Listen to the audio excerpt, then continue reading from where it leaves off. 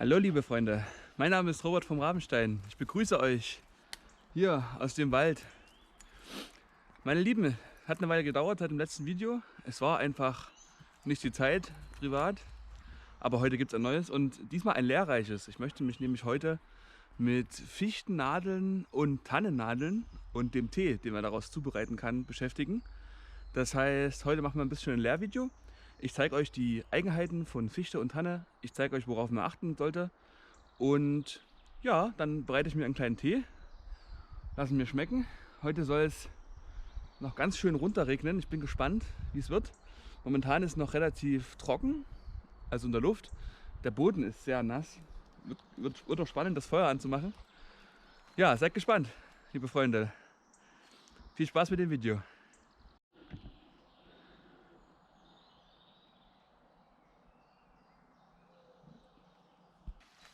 Ja, liebe Freunde, ich bin hier in einem Waldstück, wo es sehr, sehr viele Fichten gibt. Das hier alles hier sind kleine, hübsche Fichten und große Fichten. Ja, deswegen würde ich sagen, fange ich mal damit an. Die finde ich nämlich relativ leicht hier. Bei der Fichte ist es wichtig, die hat rundherum um den ganzen Ast hat die Nadeln und das Schnellste, wie man die erkennt, ist, die ist einfach spitz. Ganz im Gegensatz zur Tanne, da kommen wir später dazu, die nämlich nicht so spitz ist. Also Fichte spitz, Nadeln rundherum und so rötlich am Stamm. Und selbst am Stamm überall alles voll mit Nadeln. Ja, ich habe diese jungen Fichten gewählt, weil da sieht man das wirklich ganz gut. Also die jungen Fichten oder auch allgemein alle Fichten, die haben immer komplett drumherum Nadeln. Die sind sehr spitz, wenn man die anfasst. Also das piekst richtig. Und der Stamm ist so rötlich. Würde ich sagen, nehme ich mir was Kleines mit von der Fichte. Ich mache mir das nicht ganz oben ab, dass man nicht so sieht. Eher ein Stück weiter unten. Gehe ich ran mit dem Messer. So. Nummer 1.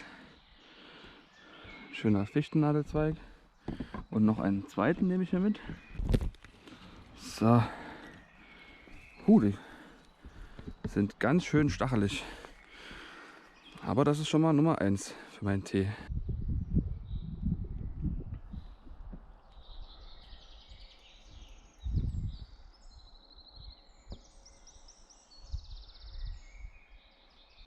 Hier habe ich einen Bäumel gefunden. Da dachte ich erst, es wäre vielleicht eine Tanne. Aber nein, die sieht ganz anders aus. Das könnte eine Eibe sein. Und die ist giftig. Werde ich mir später nochmal angucken, aber auf jeden Fall ist das keine Tanne. Tanne wäre ziemlich flach, links, rechts Nadeln und nicht so dick, fleischig. Das hier ist anders. Ich denke, könnte eine Eibe sein. Lieber nicht mitnehmen.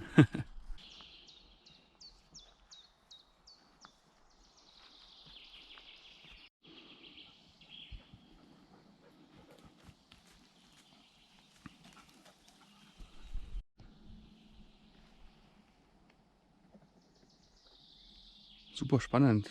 Ein Haufen Geröll, Gestein, dazwischen altes Holz. Das ist echt interessant. Liegt hier überall rum, so als wäre früher mal ein Gebäude gewesen. Alles so Schieferstein. Jola kämpft auch mit dem Berg. Na, Jola ist anstrengend.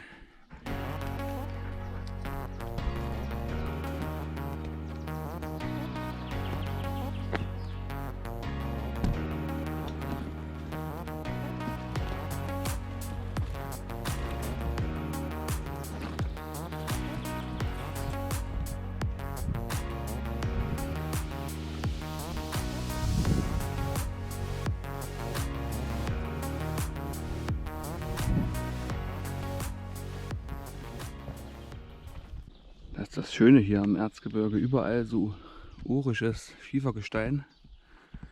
Dazwischen die Kieferbäume, die sich in den Stein gegraben haben. Ich finde, das sieht fetzig aus. Dazwischen rumzuklettern macht auch übelst Spaß. Fetzt. Ja, liebe Freunde, das ist leider auch keine Tanne. Die hat ein büschiges Gewächs. Ich muss zugeben, ich bin noch nicht informiert, was das ist. Könnte eine Kiefer sein? Möglich, aber keine Tanne.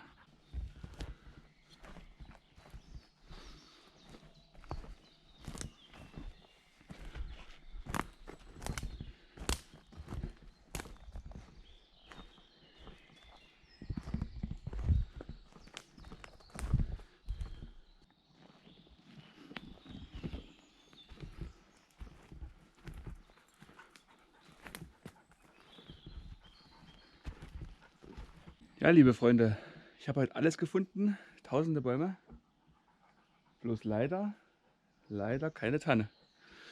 Ist einfach nicht der Tannenwald. Ich glaube, da muss ich nochmal woanders hin und euch das zeigen. Dann bleibt es also bei der Fichte heute und wir bereiten uns einen kleinen Fichtennadeltee zu. Und dann sage ich euch, wie es schmeckt.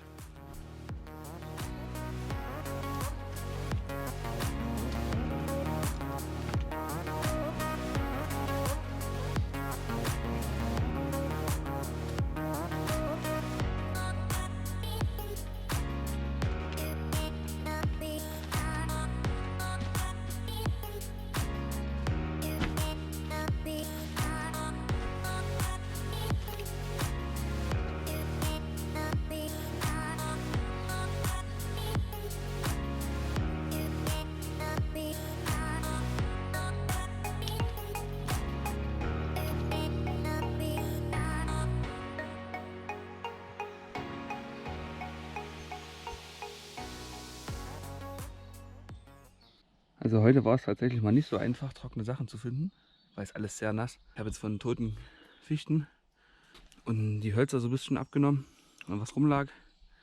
Und ein bisschen Birkenrinde geht immer. Ja, ich denke, das würde reichen. Ich brauche ja nur ein kleines Feuer, aber es muss richtig kochen, das Wasser. Und dann wird es ein schöner Tee. Na, dann geht's los.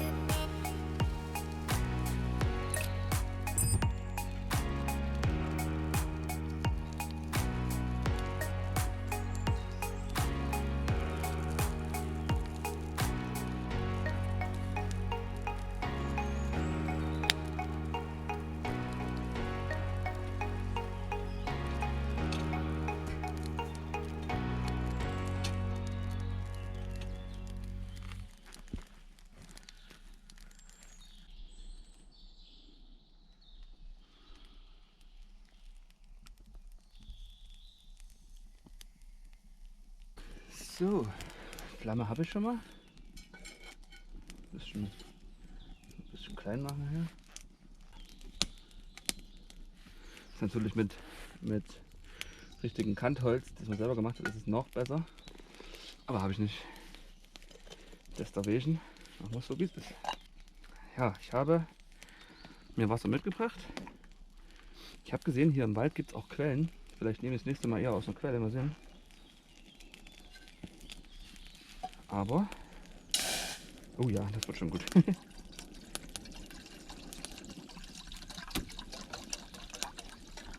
So, ab auf die Mega-Flamme.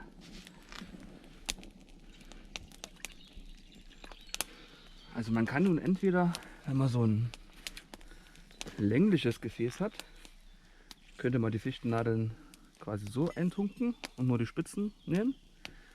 Oder aber man macht es ein bisschen klein und nimmt alles. Aber ich habe jetzt hier einen größeren Topf. der breiter ist. Da muss ich es ein bisschen klein machen. Und ich will aber natürlich auch was von dem Aroma schmecken. Deswegen mache ich es mir klein und dann achte ich einfach drauf, dass ich nicht so viel davon in meine Tasse gebe, wenn ich es mir dann ausgieße. Habe ich erstmal alles reingemacht. Das riecht schon interessant. Es wird jetzt schon. Und ich werde es einfach richtig kochen lassen, das Wasser. Also einmal richtig durchkochen. Und dann denke ich mal, lasse ich ihn mir schmecken. Und ich bin sehr gespannt. Ich habe ihn noch nie getrunken. Ich habe bisher nur davon gelesen und mein Video geguckt. Ich bin gespannt.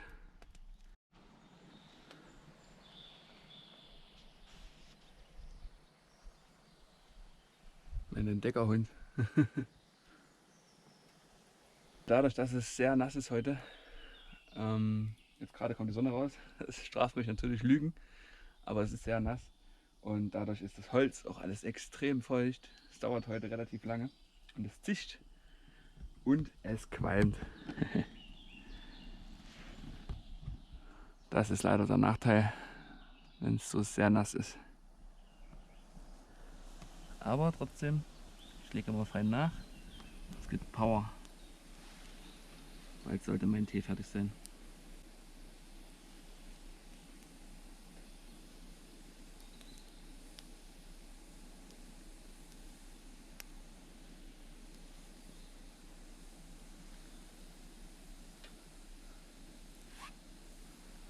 Man sieht hier schon einen sehr coolen Effekt. Also es blubbert jetzt richtig. Und die Fichtennadeln, die geben langsam ihre Öle ans Wasser und werden dünner und sehen spröder aus. Das heißt, ich koche die gerade richtig aus. Man riecht es auch. Sehr interessant. Ja, ich denke, das kann ich jetzt bald trinken. So, also ich habe meinen Tee jetzt ungefähr 10 Minuten ziehen lassen. Jetzt nehme ich ihn noch runter, weil sonst wird es, glaube ich, nicht mehr besser. Guck mal, das Feuer ist auch super getimt. Das brennt langsam runter. Für eine schöne kleine Portion Tee. So, und jetzt gucken wir uns mal den Tee an. Der hat schon, ich weiß nicht, ob es über die Kamera sieht, der hat schon einen leicht dunkleren Touch. Und ich werde jetzt mal die Nadeln rausfischen und dann das Ganze in der Tasse geben.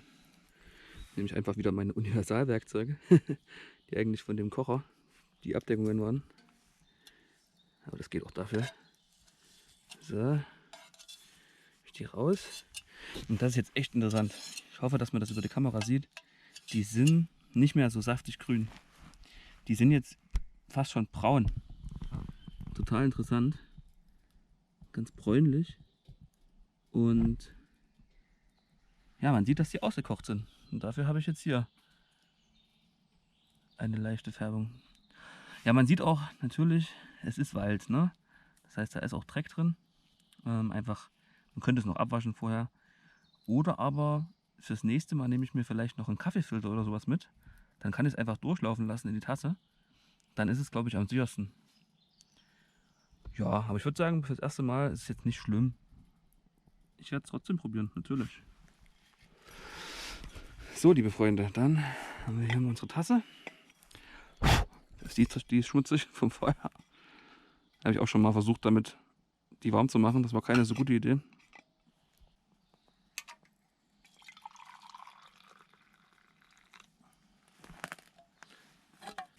Fertig ist er, mein Tee.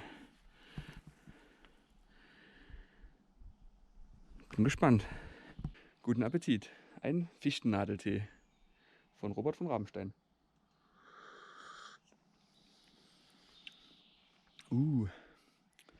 Das schmeckt ja spannend.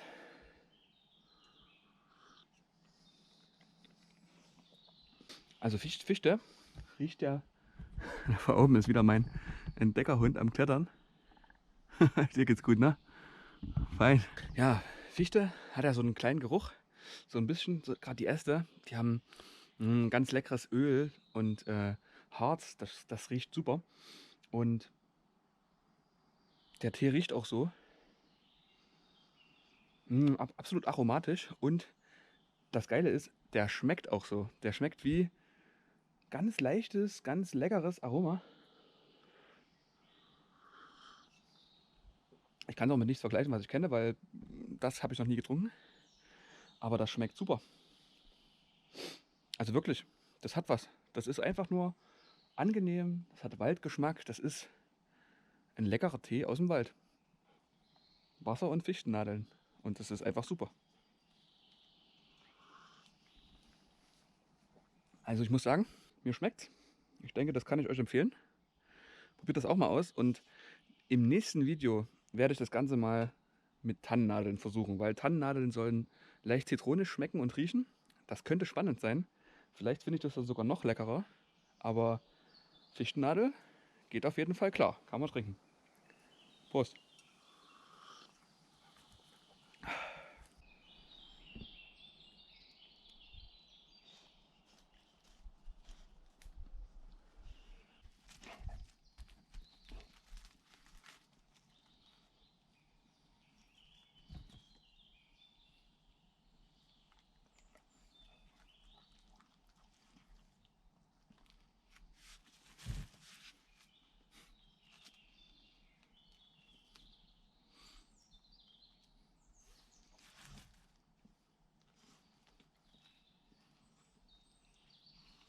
Mhm. Nein.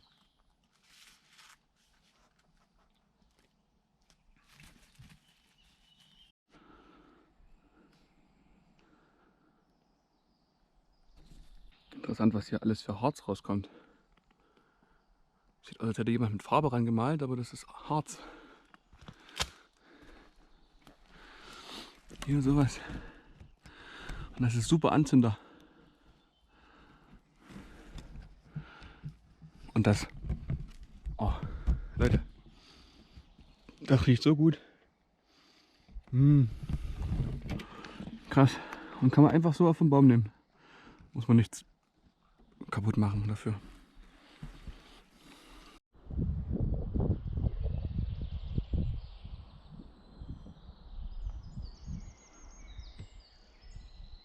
Ja, liebe Freunde, wie ihr sehen könnt, kommt nochmal die Sonne raus. Ach, das ist schön. Ich hatte eine schöne Wanderung. Ich habe Fichten gefunden, leider keine Tannen.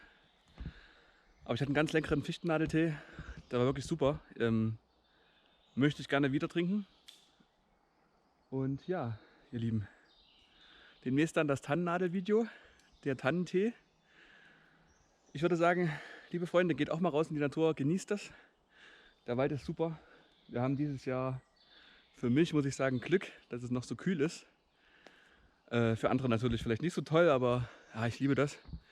Das sind ganz tolle Temperaturen. Es ist Sonne, trotzdem ist es nicht zu warm, man kann schön laufen und ja, trotzdem die Natur genießen. Gibt nicht ganz so viel Viehzeug, auch super. Nicht so viel kleines Stechzeug, klasse.